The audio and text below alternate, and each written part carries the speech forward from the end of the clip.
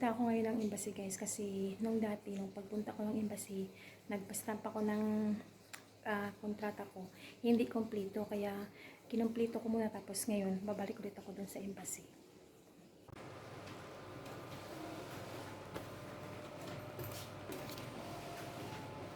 Xerox copy tayo guys.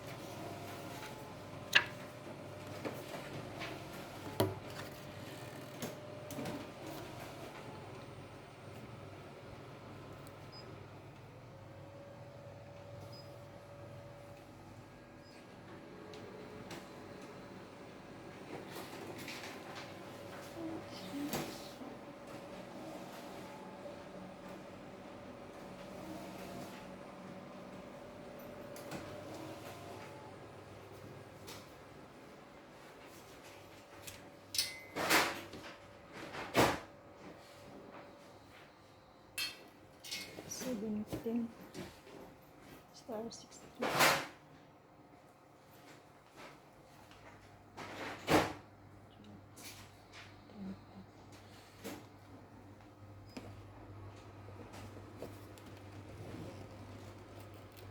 Lubintas ka dito para guys na ano guys.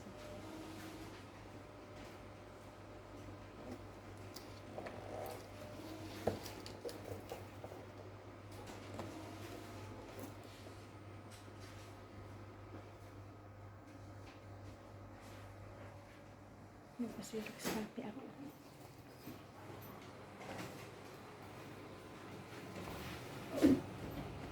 Hi, what are you doing? Good, good. There's a couple of documents I needed to print out. I'll just email it to you. There is. No.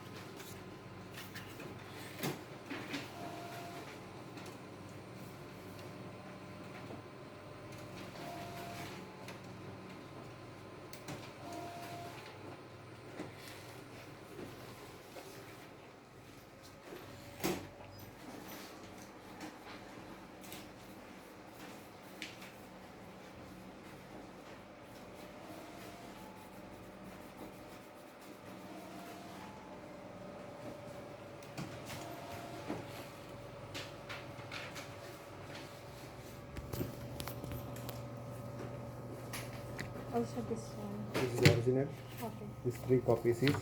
Okay. Okay. Okay. And this is original. Okay. And this is 3 copies each. Only this page, not front page. Yeah. This visa. You have stapler? Oh yeah. This is 1 copy, 3 copy. Yeah, 3 copies. The absolute. Kaya siya.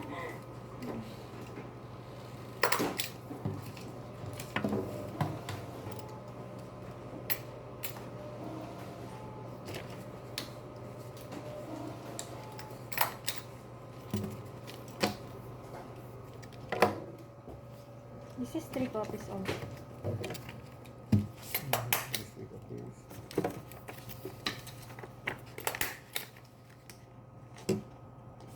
And for that one.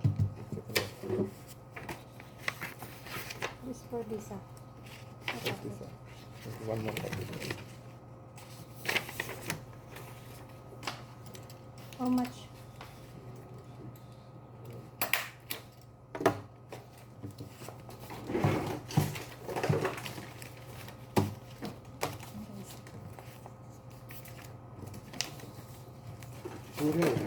Huh? 200. Toriel 800. This is double side. Can you make a receipt because I want to show my boss? Okay.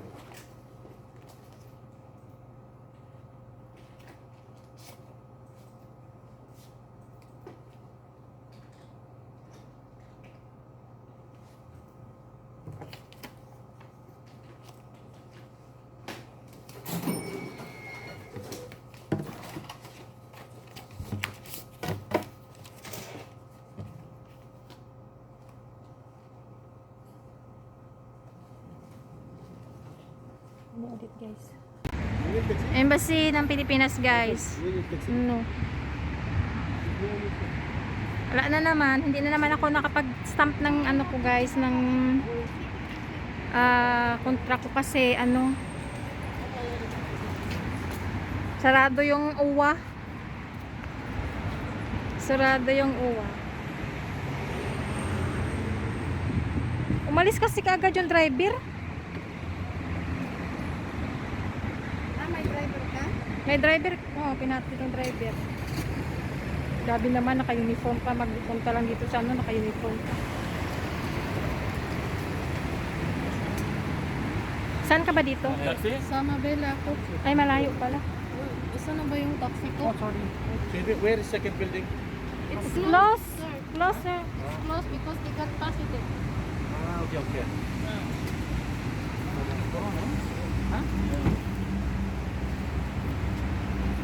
May positive kasi sa ano, sa uwa.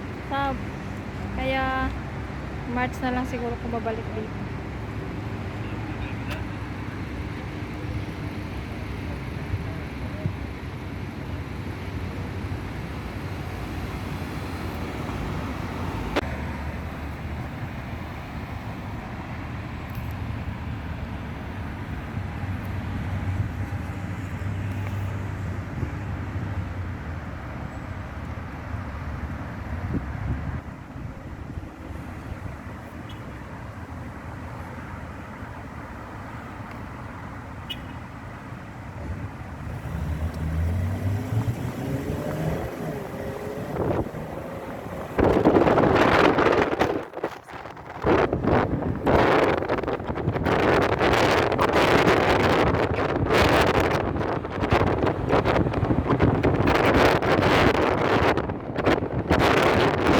Guys, nakauwi na ako guys.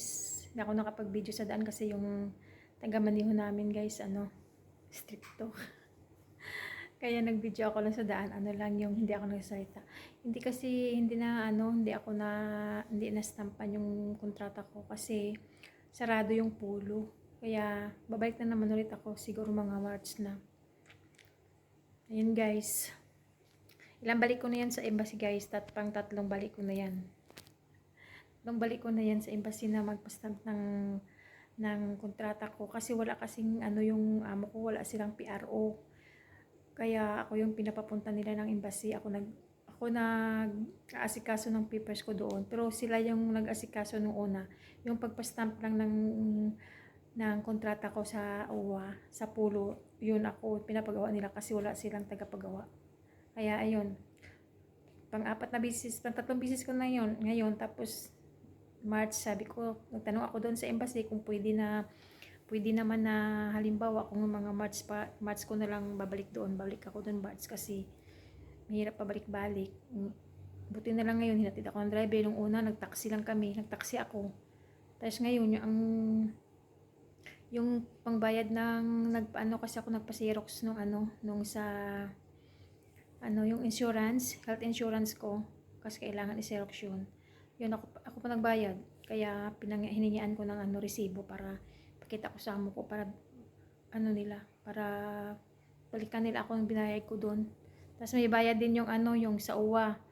May bayad din natin real. Tapos yung stamp, 4 real din yun ang bayad. Kaya yun guys, hindi na naman ulit na stampan yung yung kontrata ko. Next month ulit. Kaya yan guys, this is Atining Vlog. Please subscribe, click and bell the notification guys para updated kayo sa aking mga video guys. Bye guys!